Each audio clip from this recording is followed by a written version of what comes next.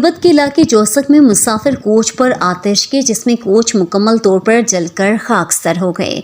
आज 1 बजे के करीब तुर्बत के इलाके जोसक के मेन रोड पर वाक़या मुसाफिर कोच पर अचानक आग भड़क उठी। ड्राइवर ने दीदा दिलेरी का मुजाहरा करते हुए आबादी से दूर ले गई ताकि इर्द गिर्द के लोगों ने आग बुझाने की कोशिश की तो आग मज़ीद भड़क उठी।